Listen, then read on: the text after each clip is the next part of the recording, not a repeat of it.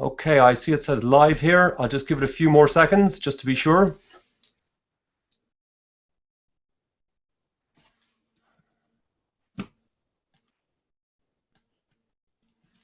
Okay, everybody, hello and welcome to our Community TA event here. I believe we're all live and I'm going to give it 5 more seconds just to be sure. Okay, so today we've got the 3 Community TAs online, which are myself, Chris and Vladna, and we're looking forward to some good interaction. We've done a bit of work just before the weekend and over it, looking at the projects that have been submitted for this event. There's been really quite a lot of really good ones. More projects actually submitted than we anticipated, and they were really double, maybe even triple, almost the expected amount. Okay, now I've got over the stumbling. Let me keep going. The submissions we've got, they've ranged hugely. Some were really broad in scope, absolutely vast, and some were much more focused quick wins. Still ambitious, but not as large in scope. Okay, I think we're getting some bad echo. If I can see, okay, good. I'm also hearing that the echo doesn't seem to be universal. So I'll keep going. Hopefully there's not too much echo for everybody. It took us a while to go through the projects, and it was a very difficult task selecting the ones that we're going to talk about today. We have, at the end, come up with 3, and for the people who aren't included, we've decided that we're going to go and we'll give a little bit of textual feedback online later. The 3 that we have chosen, I'll tell you their names in a moment. They aren't chosen because they're particularly better than the others or because they're particularly worse than the others. They're just chosen because they're ones that we all feel would be good for teaching. I'm also going to slow down a little bit because it's just occurred to me possibly some people here don't follow English as quickly as I speak it. Okay, now that we're getting on to the more important stuff, I'll speak at a slower pace. The 3 projects that we have selected today to look at in the order that we will talk about them are one from Jones, G-O-N-Z, or Geo New Zealand, Susan Jones. The next one that we're going to be talking about is from WAFA, and then the final one we're talking about is going to be from Elaine Mello. So if you're disappointed because yours is not one of the ones listed there, don't worry. We will be giving you some feedback later in written format.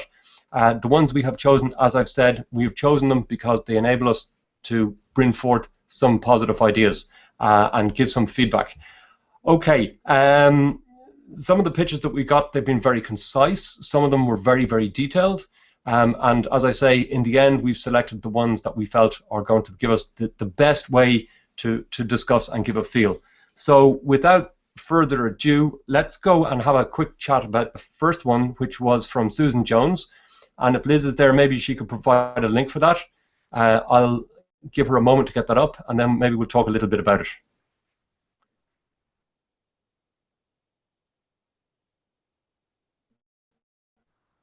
Okay, I think the link should be up.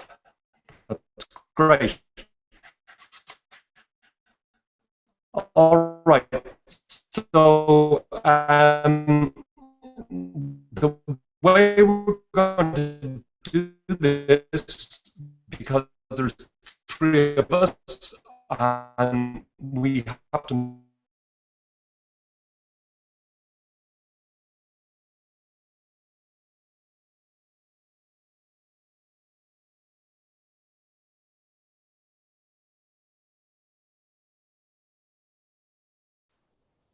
okay.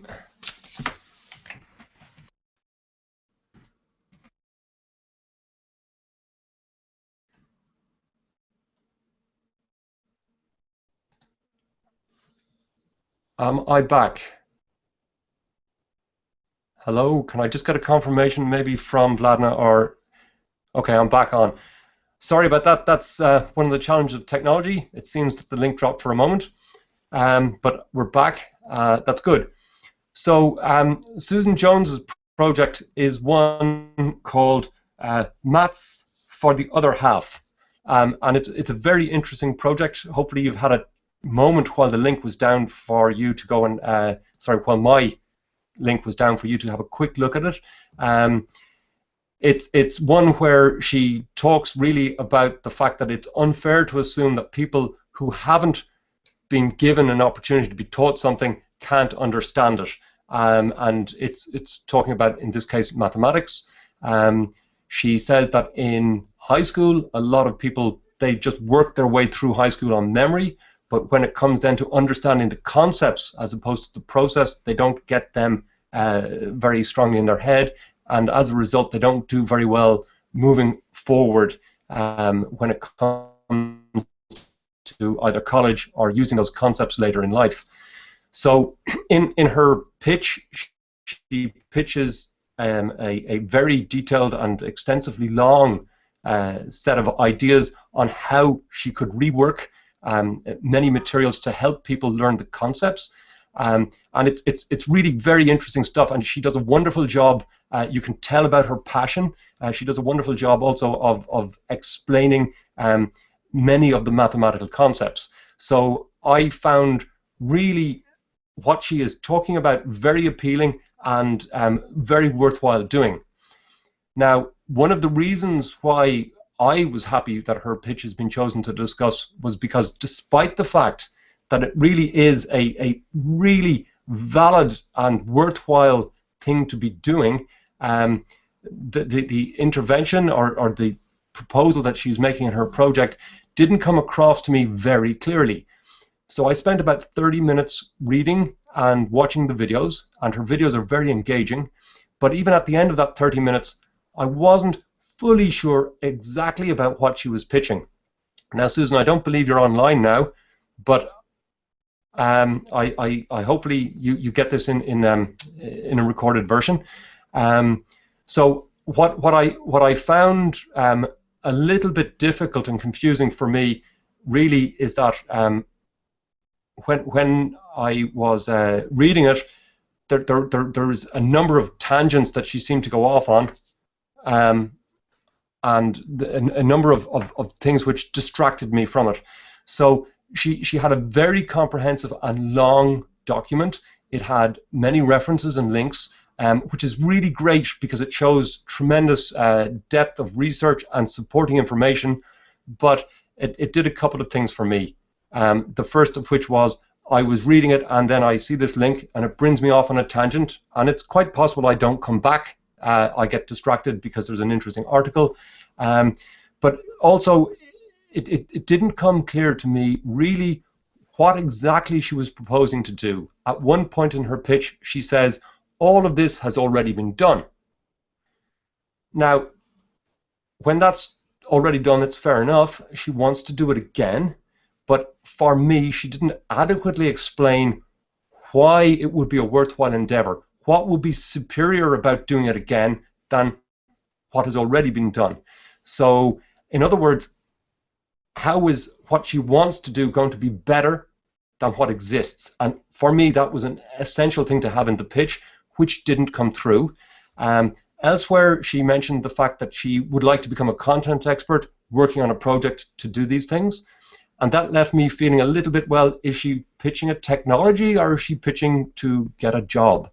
Now, again, from really reading through this, and it was over half an hour, I got the feeling she's very passionate, and the passion comes through. She's got a great idea, but she just failed to, I suppose, ultimately drive home the point.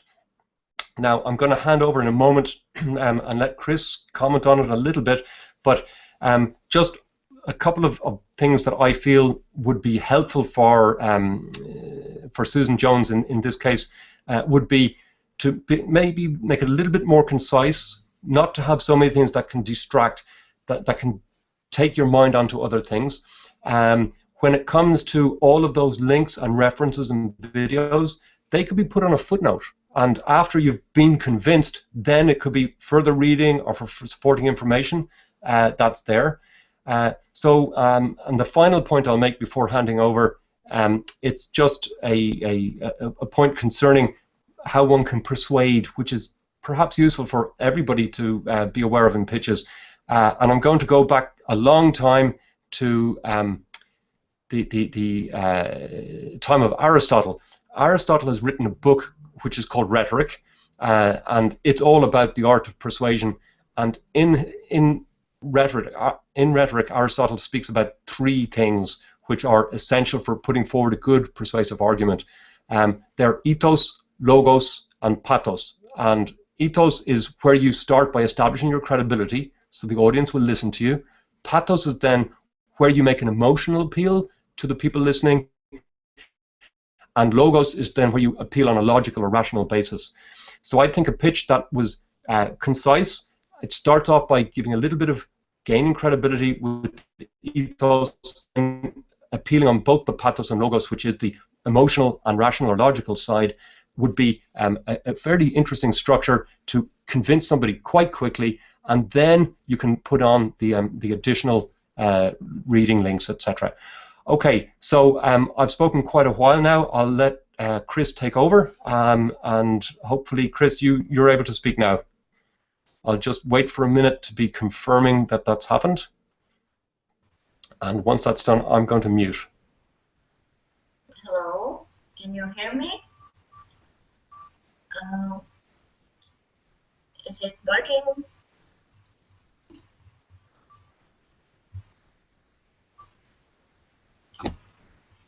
Okay, so I'm gonna talk a little bit about math for the other half again. First, I'd like to say that I too thought that this is a very interesting, and but I have one suggestion for her project, and it's probably something that she might have thought before, but maybe she should consider aggregating some collaborative experiences inside the EdTech. For example, let's imagine that EdTech has several activities like that one she posted a video about negative numbers. So imagine we have several of that, and where learners can understand math because they're individually experimenting with math concepts, okay? But what if you aggregate collaborative experiences there? After working individually in one activity, learners would have an opportunity to discuss with peers about real-world applications of that concept, or they could write about their strategies or their thinking. I think this would give them an opportunity to dive deeper. They would have to analyze those concepts and make connections to write something that really makes sense. Beyond that, they would have opportunities to reflect on those concepts and strategies after peer feedback. So that's it, collaboration. This is my only suggestion. Her project idea is highly relevant, and I wish her all the best.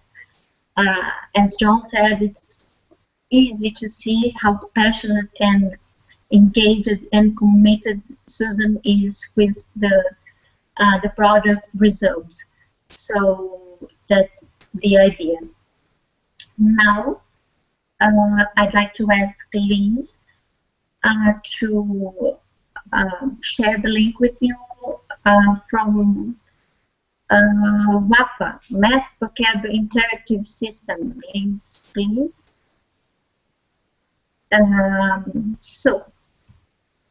I'm going to comment on WAFA Alcomades project now. Almocades, sorry. Okay, I'm gonna wait a little bit.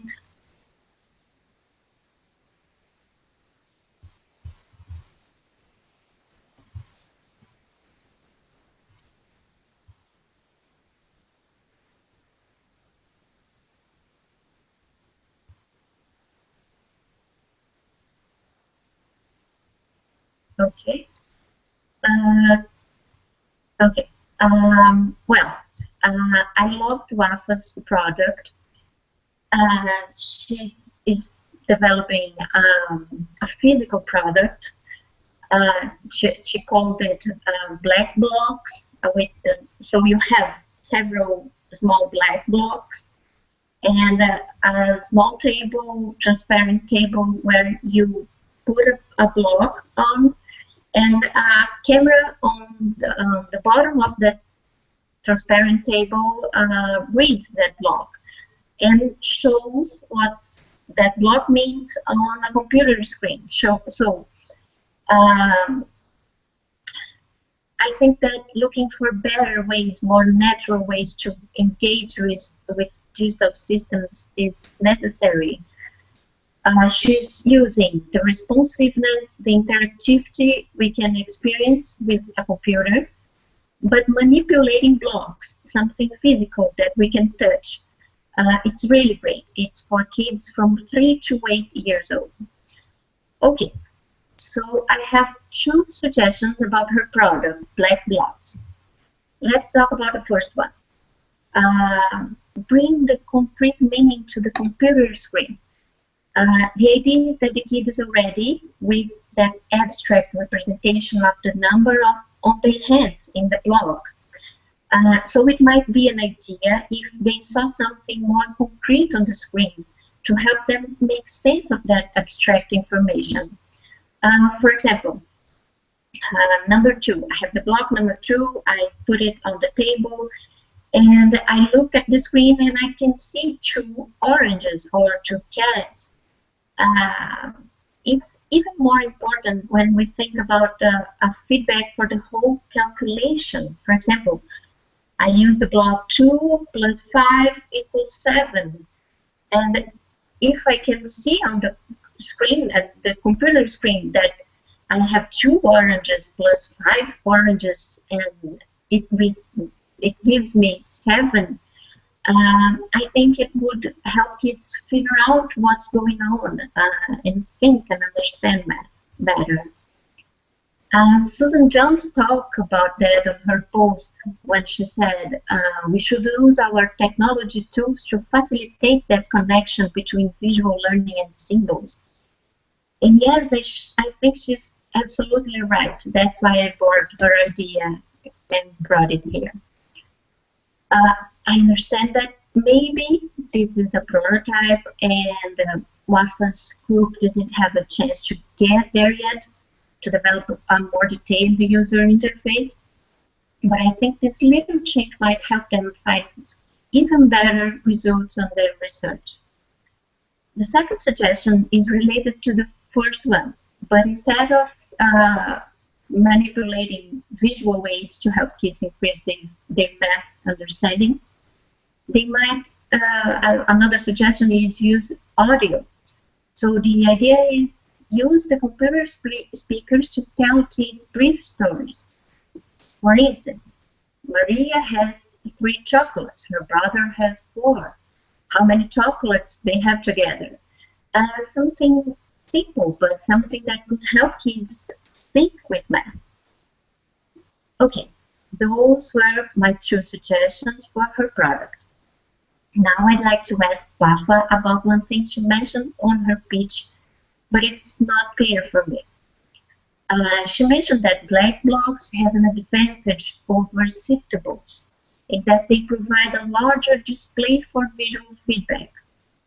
I've seen a TED talk that shows siftables can be connected with a larger screen, so I found myself wondering exactly what the advantage is. Maybe WAFA is online and she can let us know. I would also like to see what other possible advantages she sees black blocks having over siftables. For example, is it less expensive or less expensive to maintain or more difficult to break?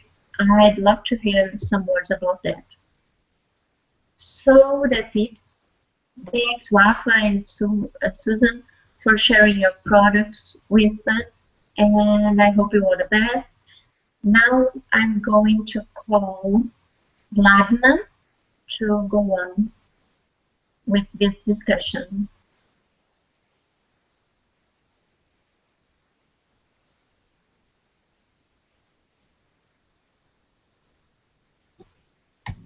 So, Ragnar? Okay. I think I'm on. Okay, great. Could somebody confirm that you can hear and see me? No, Ragnar? Yes. Can you hear me and see me? Okay, great. Thanks, Chris, for starting, and John. I have some comments and suggestions for BAFA and the math walk-up interactive system. I have just a couple of notes for the pitch and the design, and mainly I'll focus on what BAFA asked for, which was suggestions for testing, evaluation, and research design to support the technology in going into the field. So, for your pitch, it's always lovely to see already the interaction of the learner with the technology, and that we are able to see in your pitch. That's nice. Not everybody, of course, is at this moment at the stage where we can share videos of playtesting.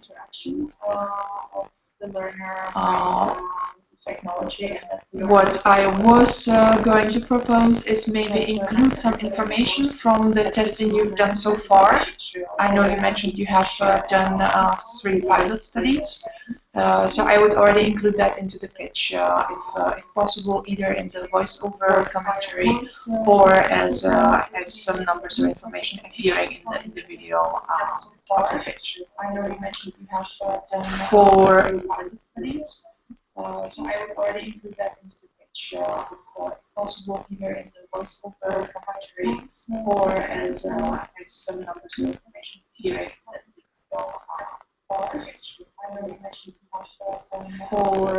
I think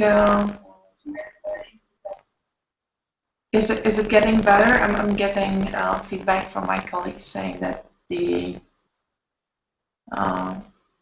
quality of the transmission is very bad. Can you hear me? See me? Okay, let's hope you can, because I don't know. Okay. So my questions for the design. I was curious about the holes that were in the walls of the box. Maybe you could clarify if they are just for the technical setup of the thing, or if the children also play inside the box. But that's just my curiosity. And then I was wondering if it's possible for you to think about making the box still a little smaller for carbon footprint, and I think your production costs and logistics will be easier if the box is a bit smaller. Also, I know that many classrooms suffer from lack of space, and in case you would also try to sell into households, so if you would be targeting parents and not only schools to buy your product, then space is always an issue with parents of small children, as I can attest myself. And now I'm getting to the evaluation or testing or research design for your product. I think the age group you are testing with is perfectly fine, from 3 to 8. It seems a bit broad, but when you consider different education systems starting with letters and numbers at different ages, this is actually very appropriate. I was wondering if you could maybe ask the teachers you are working with on the testing, on the pilots, to identify children for you who struggle with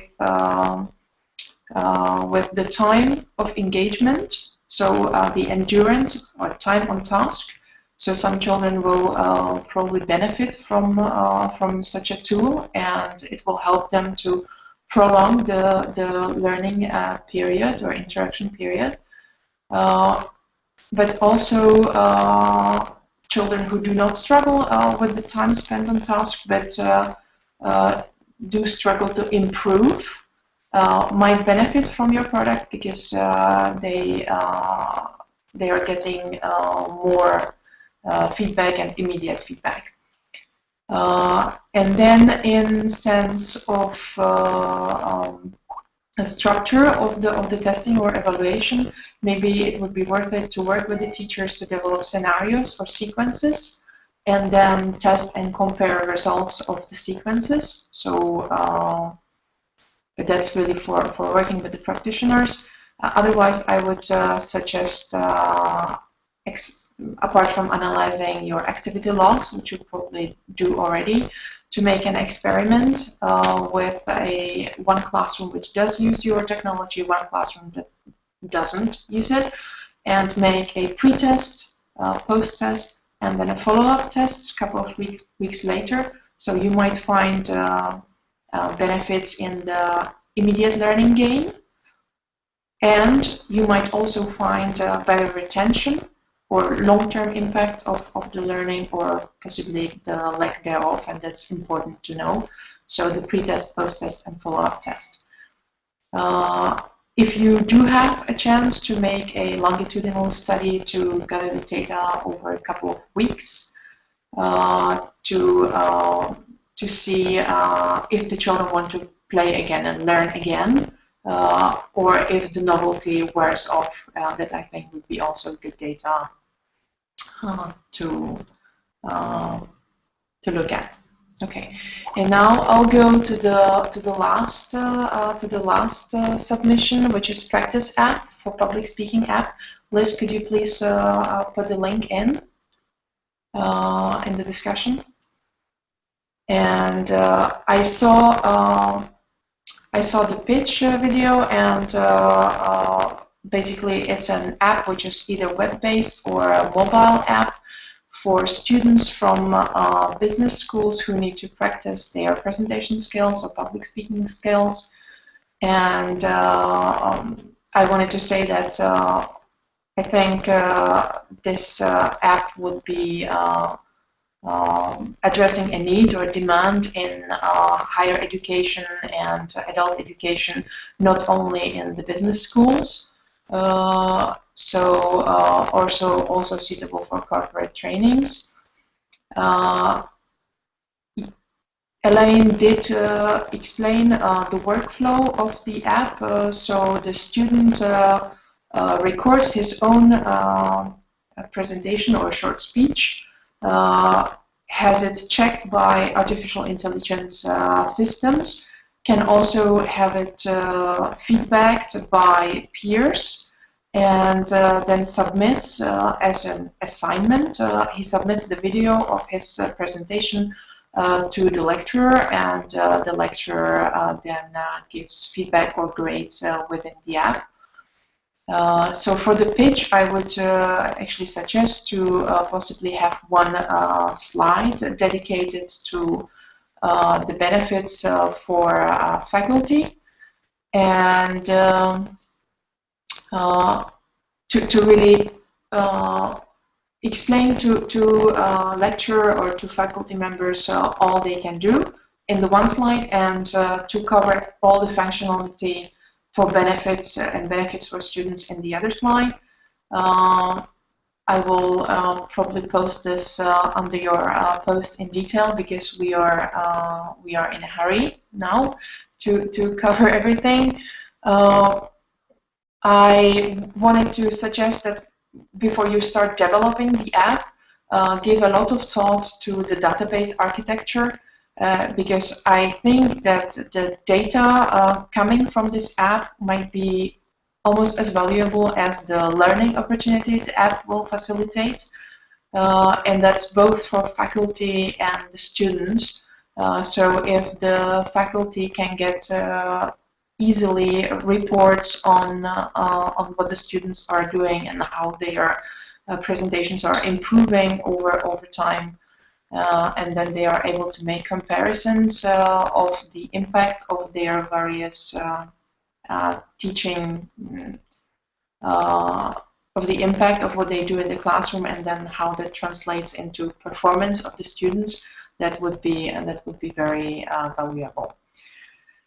For the live synchronous event that you are proposing for the app, I found that very interesting, an important feature, but I think it will be rather tricky. So I would keep that for maybe second wave of development and try to polish the product before you go into the live synchronous events, because that might be very tricky.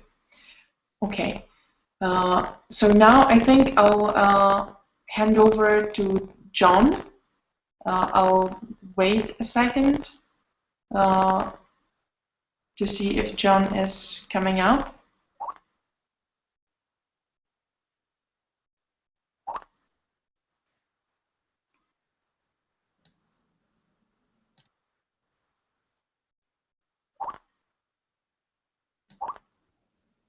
Can we hear me now? Yeah, okay, so I'm logging off.